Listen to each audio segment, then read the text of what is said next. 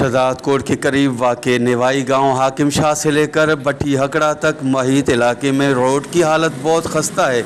जगह जगह से टूट फूट का शिकार रोड इलाका मकीनों के लिए किसी सर दर्द से कम नहीं।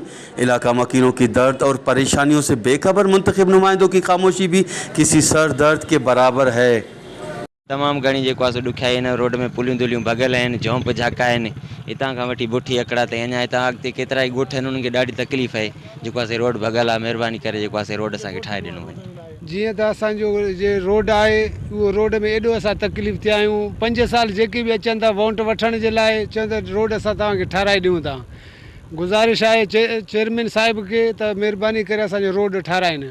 एमए वारा अचनि था त उहो वोट वठण जे लाइ जीअं बि चवनि था असां उहो कंदासीं, पर असांजो हाले थियो बीमारी में जंपनि में रांदो ई बीमार उहो अञा पोइ ते वञनि था, अञा बीमारी ख़तमु थियनि था। असांखे सहूलियत का बि न आहे रोड जी। रस्ता वीरान लॻा पिया आहिनि। मोटरसाइकिल ते अचूं था, वॾो ख़ौफ़ आहे हिरासान, अची नथा सघूं। असांखे का बि सहूलियत न आहे हिते। देरा मदेरा कुछ सामान आहे, ॿार बचे आहे, बीमारी बड़ी आहे।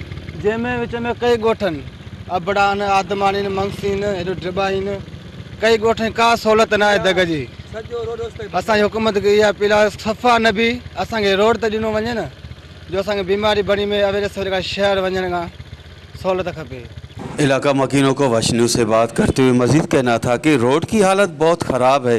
हर इलेक्शन में मुंतखब नुमाइंदे रोड बनाने के वादे करके इलेक्शन जीतने के बाद भूल जाते हैं। उनका मजीद कहना था कि इमरजेंसी की हालत में टूट फूट के शिकार रोड से गुजर कर जाना किसी पुलसरात से गुजरने के बराबर है। कैमरा टीम के साथ गुलाम अली ब्रावई, वश टीवी, शहजादकोट।